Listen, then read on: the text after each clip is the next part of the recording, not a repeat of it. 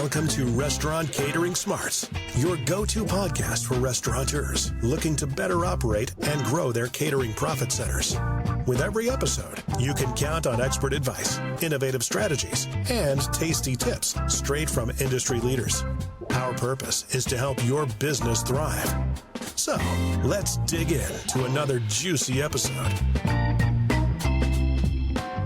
Hello again, I'm Michael Attias, your host of Restaurant Catering Smarts, and today's guest is Butch Scott, owner and operator of Taylor Grocery Special Events Catering, a renowned catering company based in Taylor, Mississippi. With over 2 decades of experience in the food and event planning industry, Butch has built a reputation for delivering exceptional culinary experiences for weddings, corporate events, and private parties. Known for his attention to detail, creativity, and commitment to quality, Butch's expertise extends beyond just great food. He's also a trusted partner in helping clients bring their event visions to life. As a passionate advocate for local ingredients and Southern hospitality, Butch continues to lead his team with innovation and a dedication to exceeding client expectations, and we're thrilled to have him on the show today. But before we get into asking Butch a bunch of questions, let's take a minute to recognize our sponsor. This episode is brought to you by CaterZen Catering Software, the industry leader in helping restaurants turn their catering chaos into calm. Discover why top independent and enterprise restaurants trust CaterZen to save them time and increase their catering sales. Go to www.caterzen.com and sign up for a walkthrough of the software or a free 30-day trial. Now let's dive into this episode of Restaurant Catering Smarts. Welcome, Butch. How are you doing today? I'm doing great, Michael. Thank you for inviting me to be on your podcast. No, the pleasure is all mine, and we'll get into our history in a minute. But I like to start everybody off with an icebreaker question, and that is, give me a number between 1 and 300. I got this magic question machine. Let's see. Let's go with 24. That's my lucky number. Let's see how lucky it is. If you suddenly lost 2 hours every day, a 22-hour day, what would you cut out of your current schedule to accommodate for the lost time? Oh, that's tough because I really don't do anything but work and sleep. So I guess I'd probably cut some sleep out. I think at our age, it's sleep. That's about the only thing. We're not sleeping anyway. I'm not. That's true.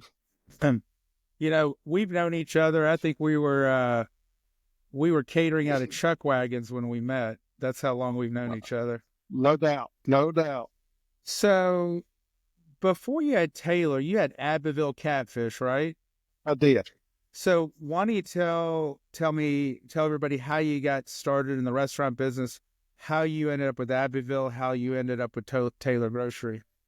Okay. I'll be glad to. Back in the 90s, I started working for a guy that had a fresh and wholesale seafood market in Oxford, Mississippi. We did a lot of seafood, so almost all the restaurants are seafood in Oxford. Had a little unique business plan, and from there I decided I wanted to get into the restaurant business. Bought a local restaurant. The owners were ready to retire. It was named Abbeville Catfish. It was one of those all-you-could-eat seafood buffet restaurants. So we served a lot of different things there. Probably about 5 or 6 years into that, added catering. We started catering, did that for a few years, got really burnt out on the restaurant. Woke up one day and said, I've had enough of the restaurant business. I'm going to do a little catering. That lasted for about 3 years. I had some family members that were working with me. They burned out. Next thing I do, it was Butch by itself again. So I had the opportunity to get rid of my catering equipment, sold it to a gentleman that owns Taylor Grocery Restaurant. His name was Lynn Hewlett.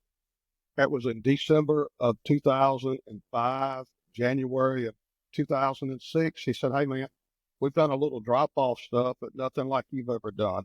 Would you come help me for a few months? And a few months turned into several years. Wow. Pretty much built the catering business that was associated with Taylor Grocery Restaurant. COVID came along, family dynamics caused some issues. We both agreed that the end of my time with Taylor Grocery would be at the end of 2020. That was about January of that year. November, he wanted to know what I was going to do. We talked about it, and he made the opportunity available to buy the catering side of his business. So we have a partner that worked for me at that time. We took over Taylor Grocery Catering in January of 2021. Oh, very cool. Well, I have friends that went to Ole Miss, and when I tell them one of my clients is Taylor Grocery, they've been to your events, tailgates and what. So you've got a phenomenal reputation.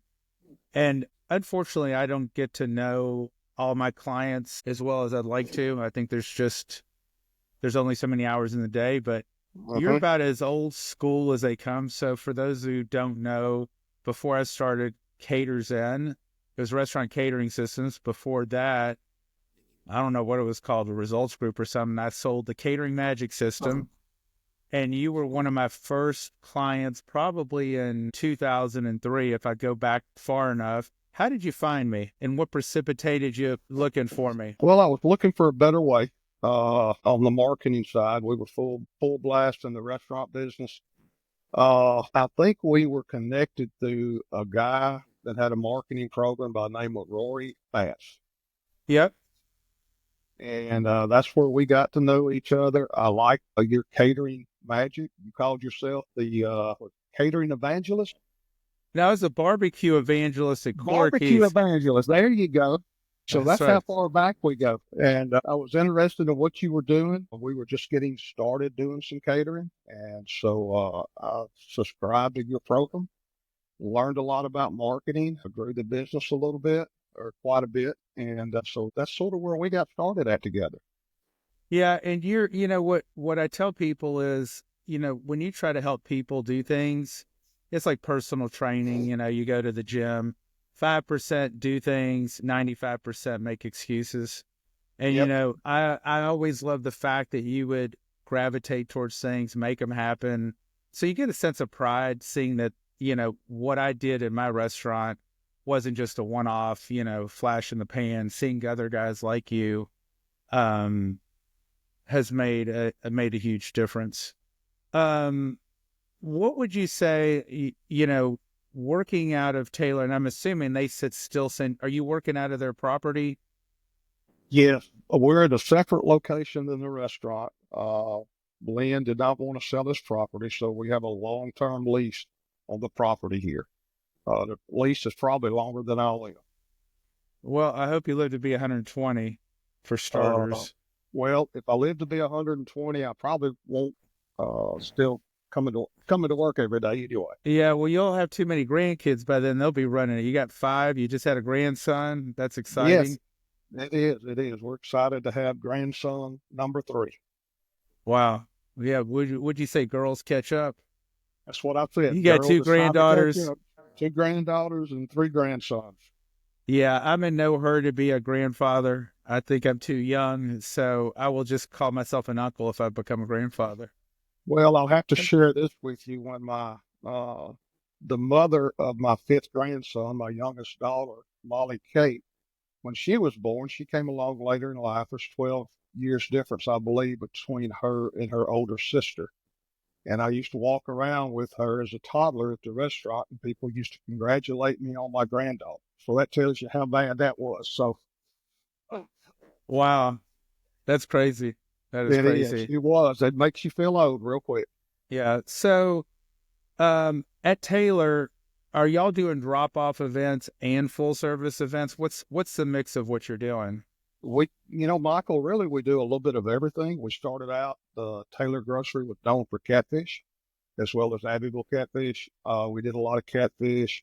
And through the years, as people have asked, we've expanded. So now we call ourselves a full service caterer. We do everything from corporate drop off orders to grand gala banquets and everything in between. We have menus for every meal period and everything in between. Awesome. What makes you stand out in your market? Because obviously Oxford's a big college town. I grew up the road in Memphis. Know that, game day weekends, it's busy. What makes you stand out in the marketplace? Do you consider you have competition? We all have competition. You can go to the grocery store, you can make it yourself. But what makes you stand out? Why are people coming to you over and over again? And, people are reporting back to me in Nashville what a good job you do. I think part of it is we do put a lot of love into our food, is what I tell people. And we treat people the way we want to be treated. I think I heard on your last podcast something fess up to the mistake or something like that. Fess up when you mess up. That's it. Fess up when you mess Julie up. Wade, fess up when you mess up. Yeah, I'm gonna copy that and put it up on the wall here. But What I say is don't get caught. that's That's a well, my brother and sister got busted for everything, and I said I did the same thing. I was just smart enough not to get caught. well, we had that discussion with my family over Christmas, and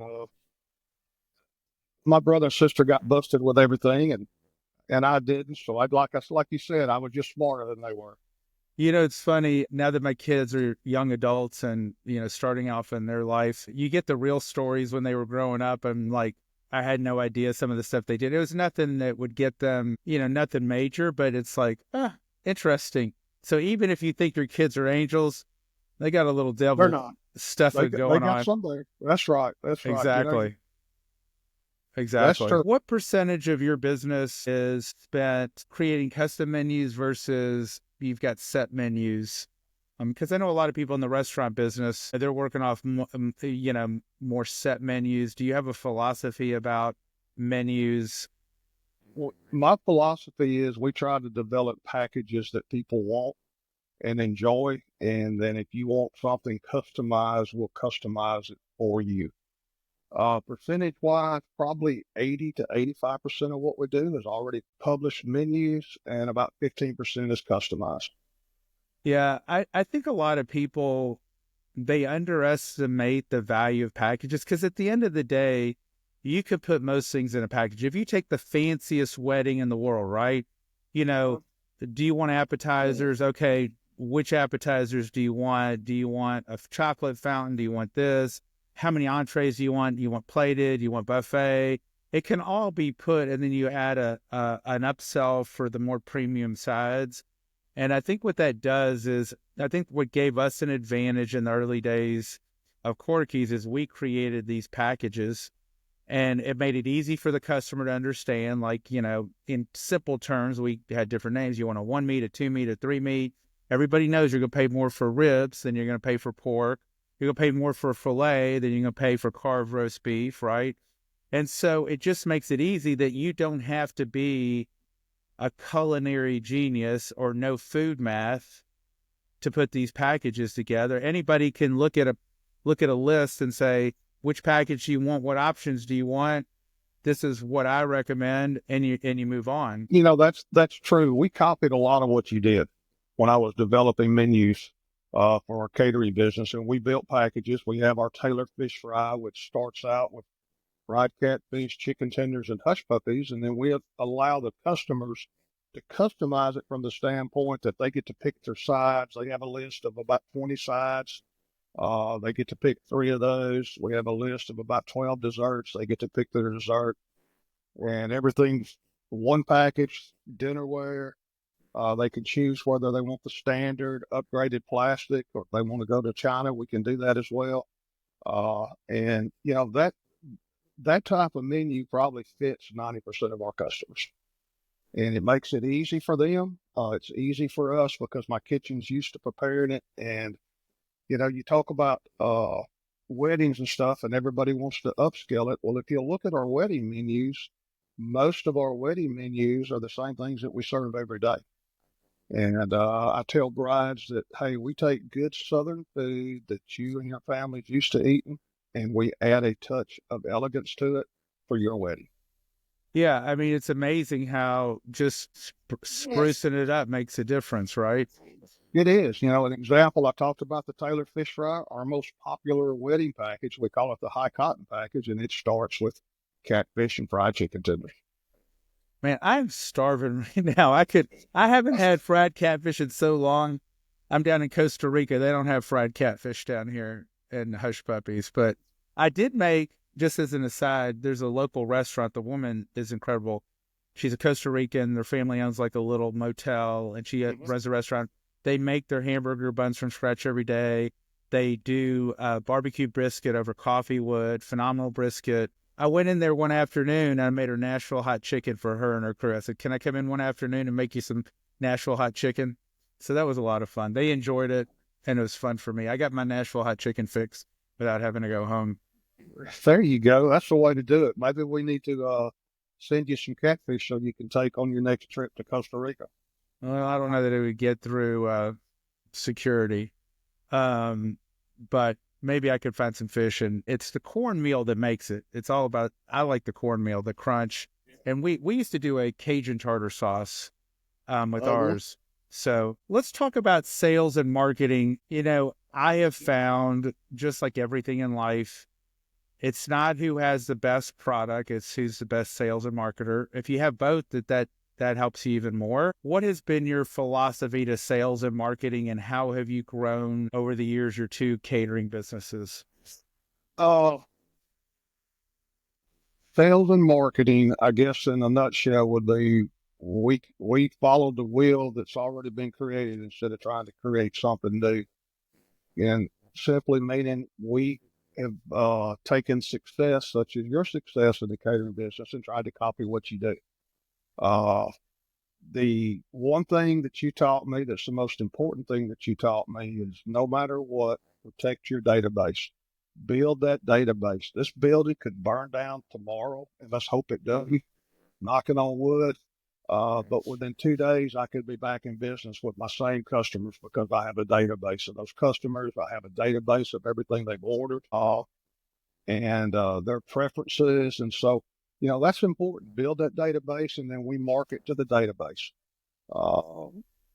Why do you think, as a general rule, people are, I don't want to call them lazy, but I'll use the word lazy. They're lazy when it comes to keeping a database of their customers. You go into a lot of places and, they're using paper and pen, and some people are using software, but why do you think they're lazy with keeping up with their database and also marketing to their database? I think part of that is not that they're lazy. They're just so busy putting out the immediate fire that they don't prepare for the future. You think about that. Like I said, we can take our database and do anything we want. We sent one email out probably around the end of July, the 1st of August for tailgating. And we literally had hundreds of customers that booked orders for the whole football season for tailgating. Wow. And used to, we picked up the phone and called, or we sat on the phone and would hope those people called us. So, we reach out to our customers. Thanksgiving orders are the same way. We smoke anywhere and fry 400 to 500 turkeys a year, plus all the sides and everything to go along with it. And a simple email starts every bit of that. Yeah. I tell people, if you do nothing else but email your database once a month, just to let them know whether it's something, a season's coming up, you got a special menu that's seasonal, like Super Bowl, is coming up. It's the holidays, 4th of July. There's always a reason that you can be in front of everybody once a month with something. You don't have to bombard them. Catering customers don't want to be bombarded. They just need that gentle nudge. Now, I put together this podcast to help people in the industry, but obviously it's also a shameless plug for Caterers Inn, so I'm not going to deny that. But you would appreciate where we're headed. I mean, you've seen us from the beginning. We started from nothing. We're working on a list selection tool with the CRM where you can pick up anything about a customer, tax exempt, what group they're in, anything you want to know about them, but also anything about event types or order history. So if you want to know everybody booked a holiday party, you could do an email, a phone call, a task, eventually a sequence. Same thing, if you want to, like what you did before, you probably sent out a mass email. It'd be really nice to say, hey, just the people who booked tailgates last year, let me send them something in July and say, hey, we're going up on prices, but if you book by the end of July, we'll lock you in on this, or we'll do this for you. Now you got this business, locked in.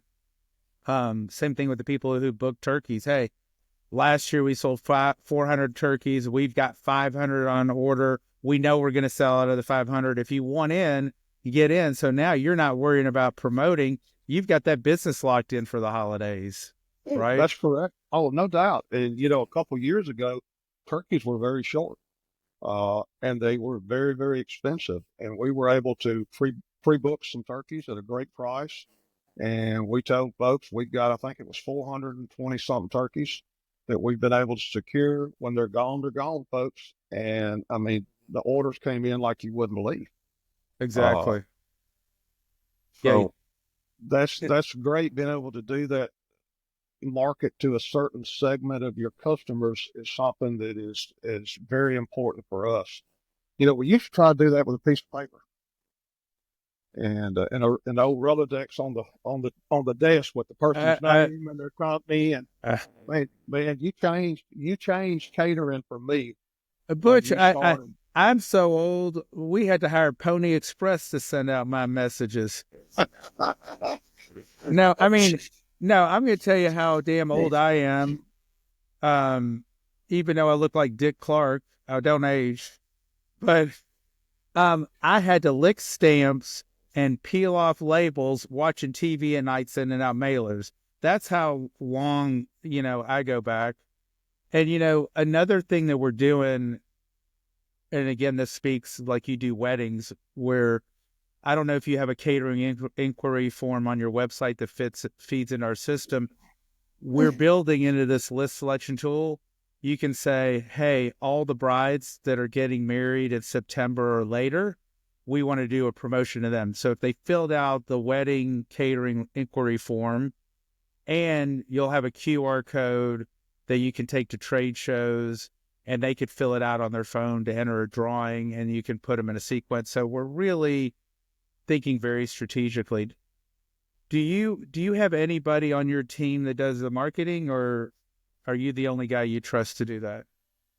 Uh, we recently hired, probably a couple years ago, a young lady to help us with our social Yeah. media marketing. She takes care of that. And then she also writes a lot of the emails and stuff for us, but she is a independent contractor. She's not actually on payroll. Uh, so she does a good job for us. I think I saw, first year we hired her to do a better job of managing our marketing. Our sales increased about 35%. Wow. And what did she do? Like, what do you feel that she was doing that, my guess is, like, I envision you out on a Saturday morning, you're making sure the food's cooked, the trucks are loaded, you're chicken with the head cut off, right? And the No marketing doubt. gets done when you finally could sit down at 8 o'clock at night, eat a plate of food, grab a beer and get around to it, hopefully, if you don't pass out. What was she doing that you didn't have the time to do? Because I know you have the knowledge, right? We go back a long way. Like, you could teach the class, right? So what was she doing that you weren't doing to get that sales increase? She was doing it consistently and professionally. You know, you talked about chicken with a head cut off. At one time, I went to every event we did. I can remember one Saturday I went to 5 different weddings in 5 different towns.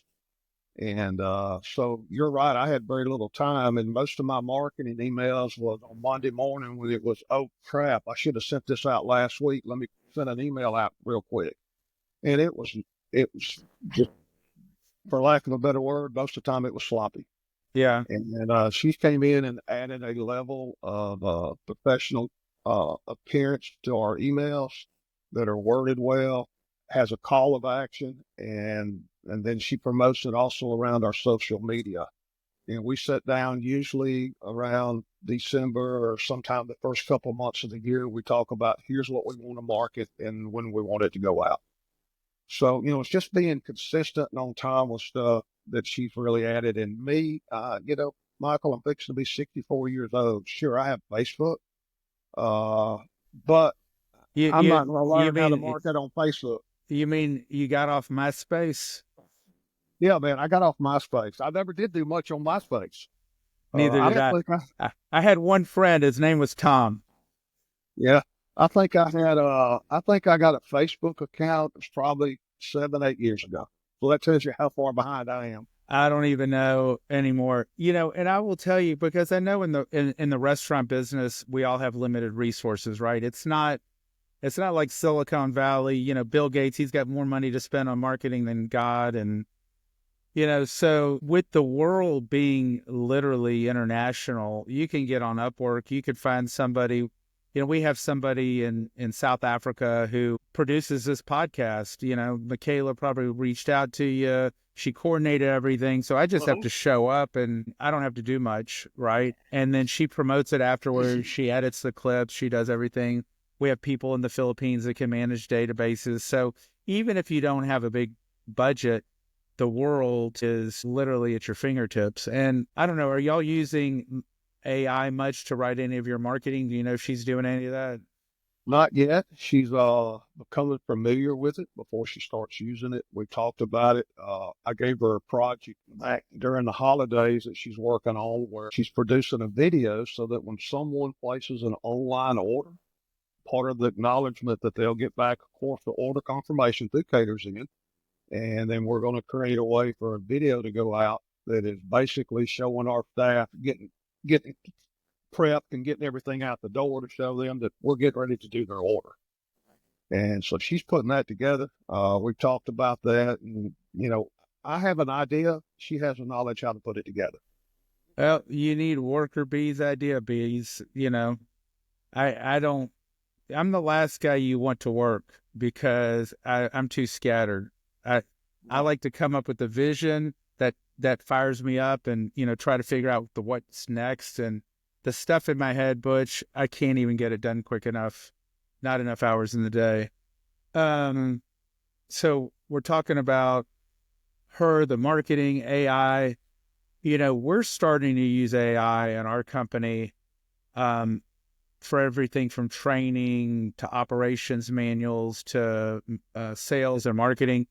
I had a referral source. This guy calls me up because I have a chain interested in your software, but they're looking at 3 other catering software companies, and they're all different. What's the difference? Well, how long do you think it would take me to write? I don't keep up with my competitors, and some people aren't true competitors. They do something in catering software, right? I literally, while I was having my coffee this morning, I said, create a table with a comparison of this, and this. It spit it out 60 seconds. I sent it to him. He goes, oh, wow, that's awesome. So glad to see the differences, and I appreciate you getting it to me quickly. It's just like, it's like an unfair advantage. You remember the Bionic Man, Lee Majors? Oh, sure. It's like we are bionic business people. We have the superpower to create stuff.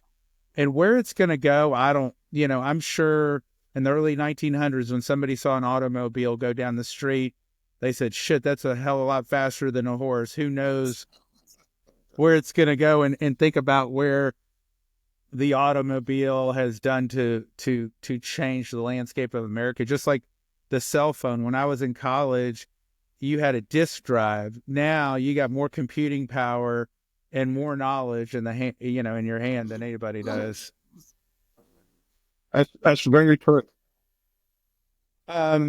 So, a lot of people would ask you, and, this is at your age, you should be winding down. Why did you decide to buy the catering company and not just either go retire or say, hey, I'll work with, the next guy who comes in and buys it, and just be the grandfather of the company as opposed to the father in there slugging it out every day?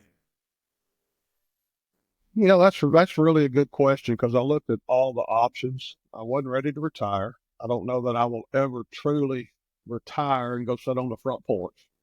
I do enjoy traveling. I'm slowing down some, but I had a young man that was working for me that was pretty sharp, and I had been struggling to keep him from the simple fact he was wanting to do something on his own. And when the opportunity came up to buy Taylor Grocery Catering, I was upfront with all my employees that, hey guys, y'all want to start looking, it's over with for me.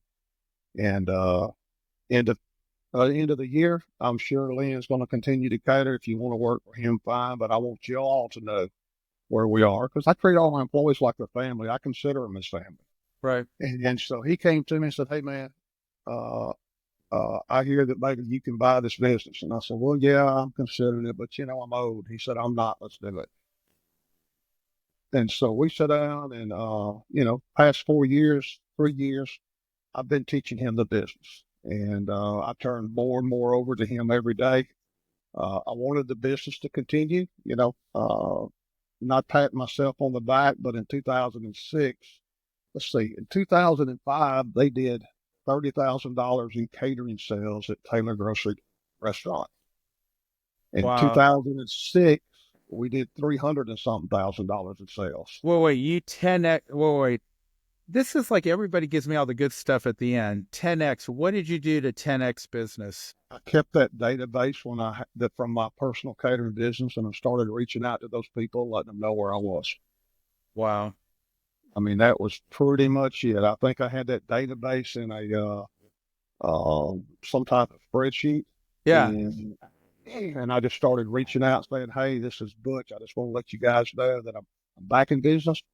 I know we used to do this and this for you.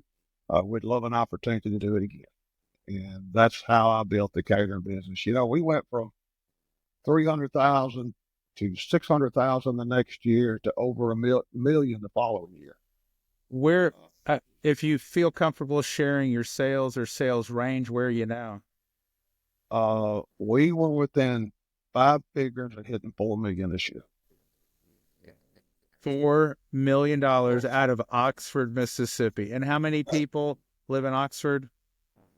Well, that's a little deceiving. We've got about 24,000 residents, and then 9 months of the year, you have another 22 to 23,000. You have 50,000 people and you're doing that kind of volume. That speaks, when I used to consult people go, I live in a small town. I'm like, well, do people get married? Do they die? Do they graduate high school? Do they have factories? And people are just so myopic and they rather make excuses in sales. It's crazy. Man. Yeah. It's just, go out. Something interesting I'll share with you and the folks that are listening here. In 2007, a lot of our catering revolved around the University of Mississippi. Yeah. And in 2007, the on-campus food service provider, catering manager, started dating the secretary of the provost. And overnight, they shut outside catering off at the University of Mississippi. And that was probably about 80% of what we were doing. Wow. And so I fought the battle and we won back on campus. But in the meantime, we about starved to death. So we had to start doing some stuff different. I'd gotten comfortable, so I went back to marketing again. And one of the first things we started looking at, I sat down one day and I said, what's something that no matter what happens, is going to continue to happen? And that was folks are going to get married. And that's when I started doing wedding catering. Yeah. That's what I call the evergreen crowd. People are going to never stop getting married. They're not going to stop having kids. They graduate from high school and having birthday parties. Every year they're not going to stop dying, so you have a built-in renewable source of business, if you will. So that's phenomenal. I think that's why I like you so much, is because people who get shit done, and are scrappy and don't make excuses. Because look, we all have something we can complain about, right? Oh, no doubt.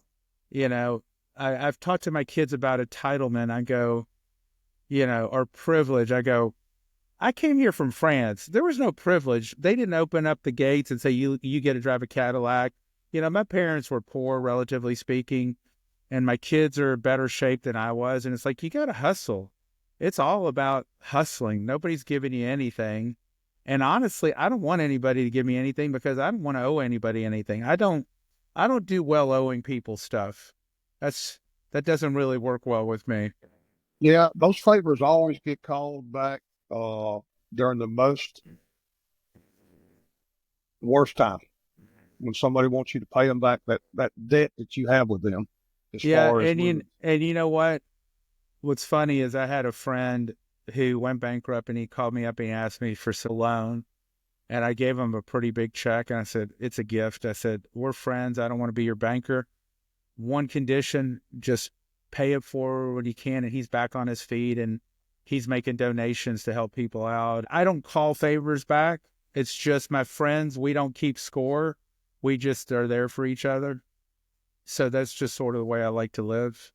As we sort of wrap up and get towards the end of our time, if you had to start all over again, right? Start from scratch, what are 3 sales marketing techniques what are the first 3 things that you would do to build up a catering business out of a restaurant? Without my database? I don't know. You can answer. Yeah, let's just assume you didn't have a database because, you came to Nashville and you had to start all over. You don't know anybody. First thing I do is establish a database from the customers that were visiting the restaurant. The second thing I would do was I would look for opportunities within the community to get my name out by providing some free food to people, such as the Chamber of Commerce. Most Chamber of Commerces do some type of monthly event, and they're looking for sponsors. And so we always did a sponsorship with a in-kind trade for providing the food for those events. That gives you an opportunity to get in front of the movers and shakers in the community most of the time.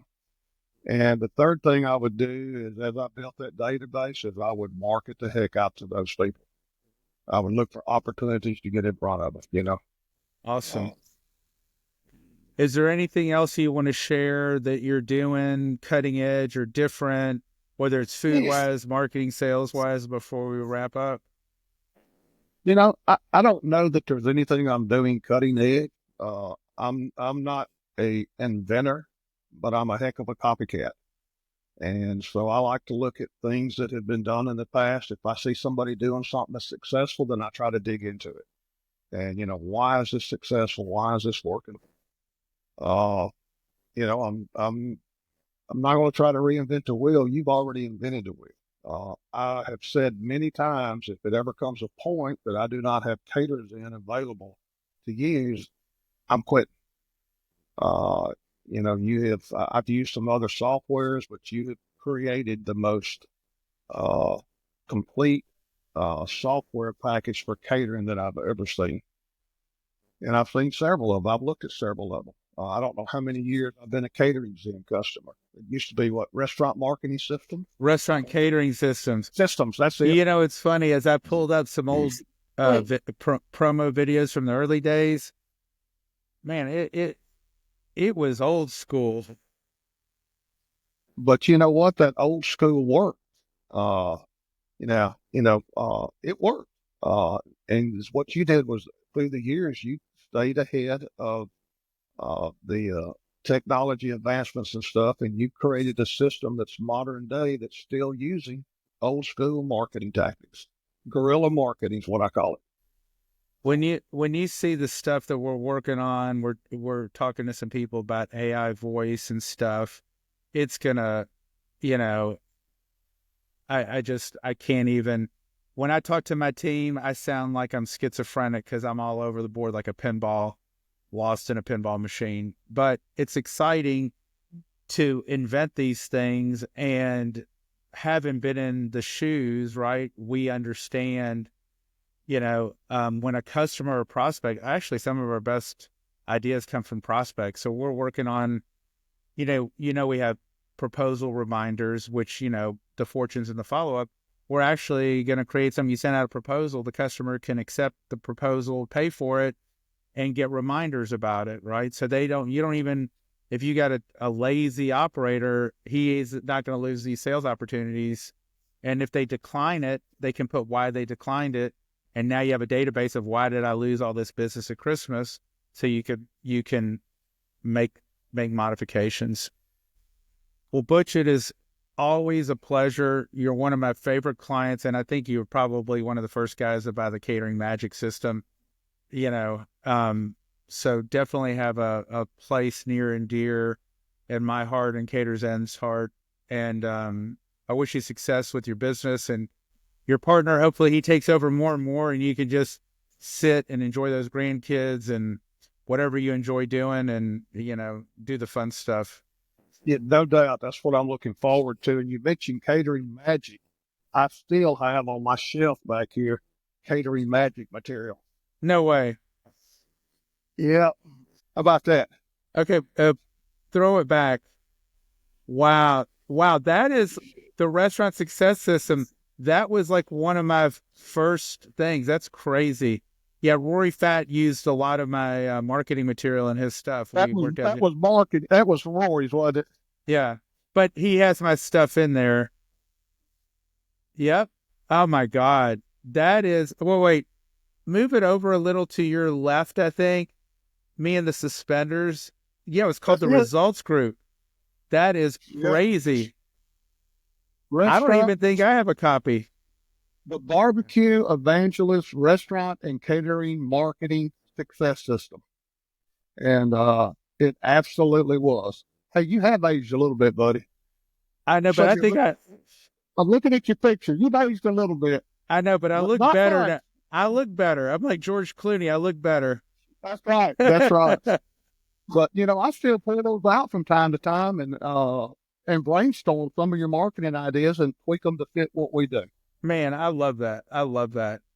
So Anyway, man, I really appreciate what you do, and what you've done, Michael. You have I don't know, I definitely know we wouldn't be where we are today without the marketing techniques and the experience that you shared that I was able to apply into this business. And every day it seems like, or a couple times a month, we'll get a email and you tell us what you're working on. And I'm sitting here wondering, I wonder how much this is going to add to the monthly subscription. And I do not know of a time that you've added a feature that you added to the cost of the system. well, I can't say that always can be true because what we're doing with this this CRM is going to be just revolutionary for our space. But we try to, keep adding as much value as possible because we know it's a tough business. The margins are thin. And so I just take a lot of great pride that, this is an idea I had back in college that I've finally been able to bring to fruition after a gazillion years. So I'm very humbled that I've been able to do it and people have enjoyed it. Yeah, it has been a life-changing venture for us.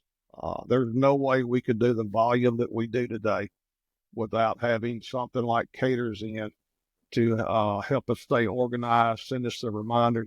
Last week I had somebody call, said, "Hey man, hadn't talked to you in a while. You did some stuff for us a couple of years ago. Any chance you would remember?" I said, "Well, give me just a second." And, a few clicks and I had his orders from 2 years ago. And I was able to say, "Yeah, man, we did this for you on this date. And it was for this many people. And the year before that, we did this." It's not possible without a system like the Caters in, the one you created. And that guy was like, "You've got to be the most organized guy I've ever dealt with." And if he could have seen my desk, he would have realized that was a lie. Well, it's all about perception. So that's awesome. Okay. I hope you have a great weekend. Butch, thanks for taking Thank you, my time. friend. Thank you, sir. You've been listening to Restaurant Catering Smarts. For more insights and episodes, make sure to follow along, subscribe, and share at caterzen.com.